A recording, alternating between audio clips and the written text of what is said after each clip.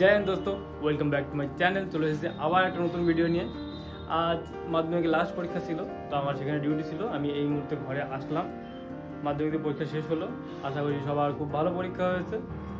আর আজকে খুবই স্পেশাল দিন। আজকে আমি এখন যাব আমার একটা ব্যাচমেটের বিয়েতে। অ্যাকচুয়ালি বিয়ে না, তার রিসেপশন। আর ব্যাচমেট বলাটা ভুল হবে, সে হলো আমার রুমমেট। যারা তোমরা আমার ভিডিও অনেক পুরোনো আগে থেকে দেখো, তারা হয়তো বিজনকে চেনো। বিজন ছিল আমার রুমমেট। তো তার গত পরশু দিন বিয়ে হয়েছে, তো আর আজকে হলো রিসেপশন। তো সেই রিসেপশনে আজকে যাব আমরা, আমাদের রুমের অনেকে আসবে আজকে। তো একটা ছোটো করে রিউনিয়ন হবে। আর ট্রেনিং সেন্টার থেকে বেরোনোর পর আমাদের রুম থেকে দুজনের বিয়ে হয়ে গেল। একজন বিকাশ প্রথমে বিয়ে হয়ে গিয়েছে জানুয়ারি মাসে, ওখানে আমরা যেতে পারিনি কারণ ওর বাড়ি নর্থ বেঙ্গলে, অনেকটা দূর। আর সেই সময় আমরা যেহেতু নতুন নতুন থানায় এসেছিলাম, তাই সেই সময় ছুটিও পাইনি, তাই আমরা যেতে পারিনি। তারপর সেকেন্ড বিয়ে হলো বিজনের গত পরশু দিন, আর আজকে তার রিসেপশন। তো আমরা সেখানে যাবো, তবুও সেখানে সবাই আসতে পারছে না, আমরা কয়েকজন সেখানে যাচ্ছি। তো তোমরা দেখতেই পাবে কে কে আসছে সেখানে। তো আজকে রিউনিয়ন হবে, আমি খুবই এক্সাইটেড তাদের সবার সাথে দেখা করার জন্য। এই ট্রেনিং সেন্টার থেকে বেরোনোর পর প্রথম তাদের সাথে আমার দেখা হবে। বিচিত্রতার সাথে যদিও একবার দেখা হয়েছে আমার, আর বাকিদের সাথে কারোর সাথে দেখা হয়নি। কোনোদিন ভাবতেও পারিনি যে দেখা হবে কি না। তো সেই সুযোগটা আজকে আসছে, এখন আমি যাব। তো তারপর রেডি হয়নি, তো রেডি হয়ে বেরিয়ে পড়েছি। আমি এখন আছি টোটোতে, আমি এখন যাবো বনগাঁ স্টেশন। এই হলো বনগাঁ স্টেশন, আর এই হলো আমার ট্রেন। আমি এখন যাবো রানাঘাট। আমার ট্রেন এখন ধীরে ধীরে রানাঘাট স্টেশনে ঢুকছে। আমি রানাঘাট স্টেশনে নেমেছি 4টার সময়, আর এখন বাজে 4:40। বিচিত্রদা বলেছিল কি যে তুই আসার আগে আমি স্টেশনে পৌঁছে যাব, এই তার নমুনা। পৌঁছে গেলাম তো। হ্যাঁ, 40 মিনিট পর। 40 মিনিট দেরি হয়েছে। তুই কেমন আছিস বল দাদা? খুব ভালো আছি ভাই, তুই ভালো আছিস তো? হ্যাঁ, তুই কেমন ডিউটি কেমন করলি আজকে?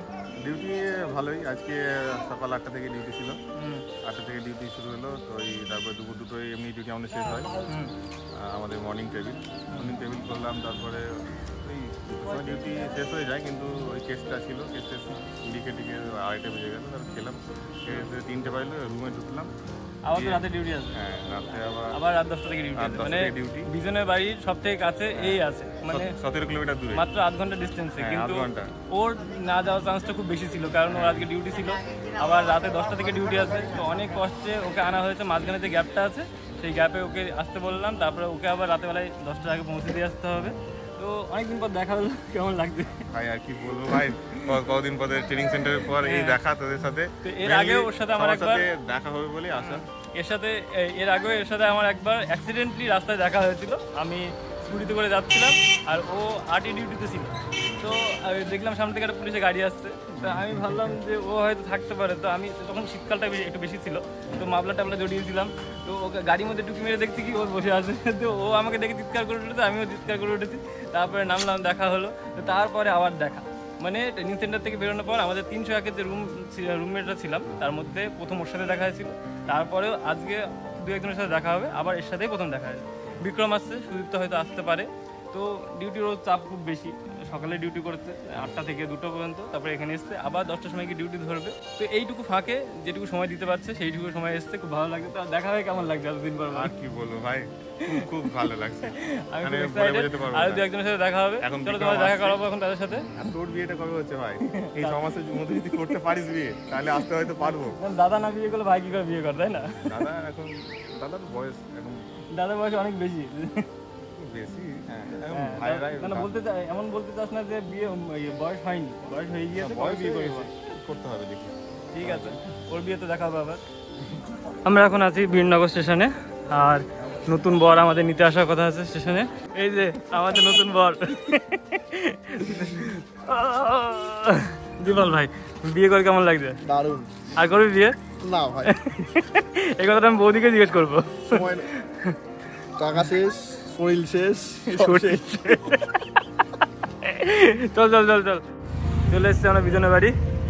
বহু প্রতীক্ষার পর আমি আর বিচিত্রদা দুজন মিলে এসে পৌঁছলাম।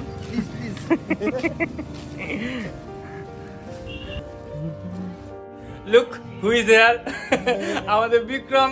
ভাই কেমন আছিস? বিজনটাকে দেখে আরো মন ভালো হয়ে গেল। কি হয়ে গেছে বিজন না বলে কথা। বিচিত্র তোর বিয়েটা কবে সেটা জিজ্ঞেস করো। বিচিত্রদা বিয়ে কবে তোর? দিদি কবে বৌদি হচ্ছে? বল দিদি কবে বৌদি হচ্ছে? না দিদিরা কোথায় আছে? দিদিরা বৌদি কবে হবে?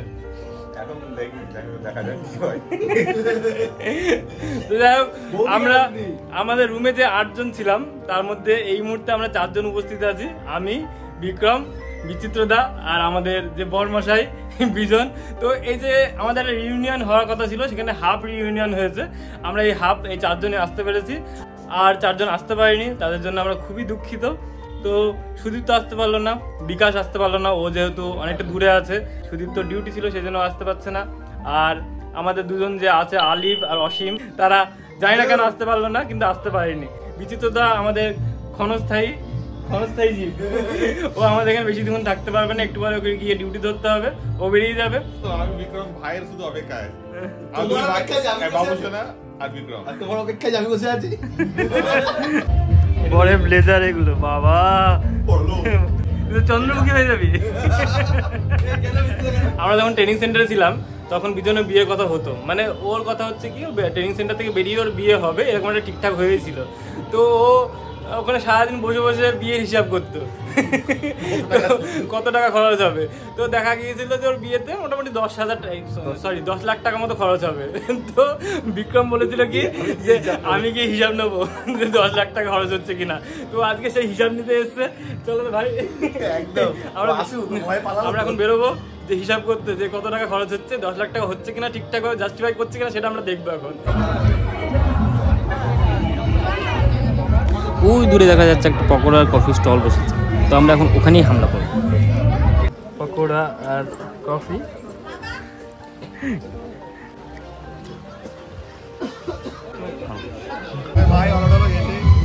বিক্রম গিয়েছে পকোড়া আনতে।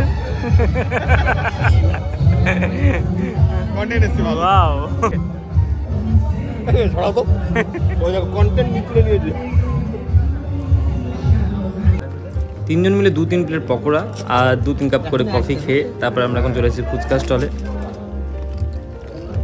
কেমন নবদ্বীপ থেকে আসছে? হঠাৎ করে আসা অনাকাঙ্ক্ষিত বৃষ্টি বিজনের কপালে চিন্তার ভাঁজ ফেলেছে। কতটা কপাল খারাপ হলে এরকম শুভ একটা দিনে বৃষ্টি হতে পারে। আমাদের বরমাশাই রেডি। তো দীর্ঘ প্রতীক্ষার পর বৌদির সাথে দেখা হয়েছে। তো দাদাকে একটা প্রশ্ন জিজ্ঞেস করেছিলাম, তোমাকে সেটা জিজ্ঞেস করছি। তো বিয়ে করে কেমন লাগছে? খুব কষ্ট, অনেক কষ্ট। আর করবে বিয়ে? ঘুম নেই, খাওয়া নেই, দাওয়া নেই, কিচ্ছু নেই। 4-5 না এখনো 82 বিকাশ এখানে আছে। 82 হচ্ছে আমাদের বিকাশ, যে আজকে আসতে পারিনি।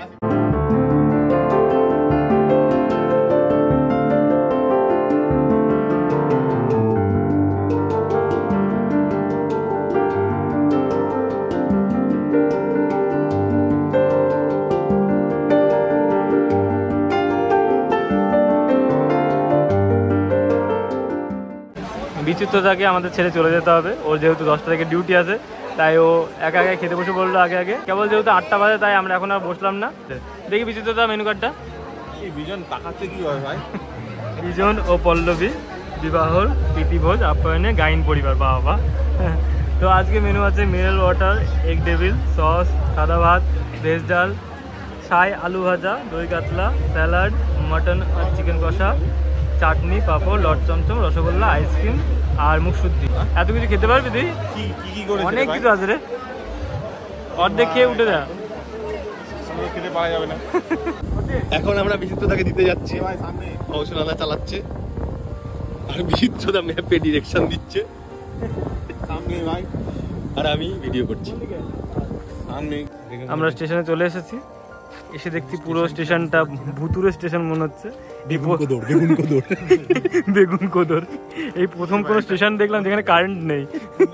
আমাদের ছেড়ে চলে যাবে বিচিত্রতায়, মেয়েটাও দিয়ে চলে যাবে আমাদের হাতে। ছবি তুলো, ও ট্রেন আসছে। ছবি তুলে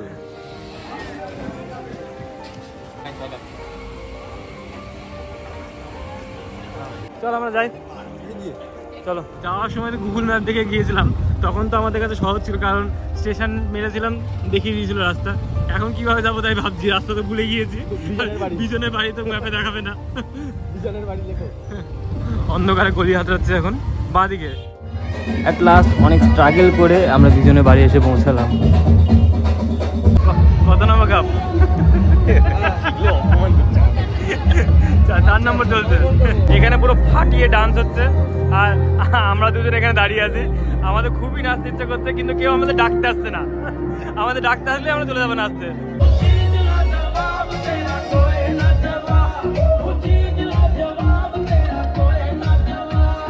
নাচানাচি করে আমরা পুরো হাঁপিয়ে গিয়েছি। এখন আমাদের খাওয়ার সময়, আমরা খেতে বসে পড়েছি। অলরেডি থালা, টিস্যু আর পাস দিয়ে দিয়েছে, মানে খাওয়ার শেষে যেটা খাবো সেটা খাবার আগে দিয়ে দিয়েছে, খাওয়ার আগেই দিয়ে দিয়েছে। অ্যাকর্ডিং টু মেনু খাবার দাবার আসা শুরু করে দিয়েছে। এর তো অলরেডি খাওয়া হয়ে গিয়েছে। শেষ পাতে রয়েছে রসগোল্লা, চাটনি আর লট চমচম। এখানে আইসক্রিমের স্টলও রয়েছে, কিন্তু আমাদের দুজনের যেহেতু হালকা ঠান্ডা লেগেছে তাই আমরা ওদিকে তাকাবো না।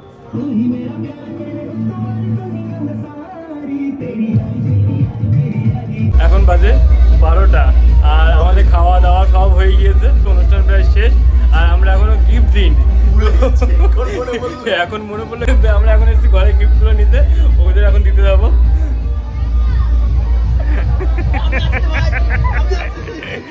বৌদি গিফট পেয়েছিস? ভালো লাগছে?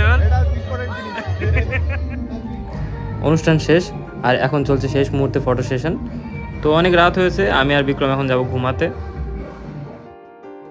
তো কালকে রাতে যে রাস্তায় আমি আর বিক্রম বিচিত্রটাকে নামাতে গিয়েছিলাম, সেই রাস্তাতেই বিজন আমাকে আর বিক্রমকে এখন নামাতে যাচ্ছে স্টেশনের দিকে। তো ওখান থেকে আমরা ট্রেন ধরবো, তারপরে চলে যাবো যে যার পথে। কিছুক্ষণ আগে আমি রুমে আসলাম, মনটা খুব একটা ভালো নেই, কারণ আমরা 3-4 জন পুরনো বন্ধু একসঙ্গে ছিলাম, আবার যে যার পথে চলে গেল। যারা আসতে পারেনি, যেমন আলিফ, অসীম, সুদীপ্ত, বিকাশ, খুব মিস করেছে ওদের। ওরা আসলে হয়তো মজাটা আরও দ্বিগুণ হতো। তো যাই হোক, এইভাবে হয়তো আবার কোনোদিন না কোনোদিন দেখা হবে, আবার কারো না কারো বিয়েতে। তো আশা রাখছি খুব তাড়াতাড়ি দেখা হোক আমাদের। আর আজকের মতো ভিডিওটা এখানে শেষ করছি, দেখা হবে আবার একটা নতুন ভিডিওতে। জয় হিন্দ।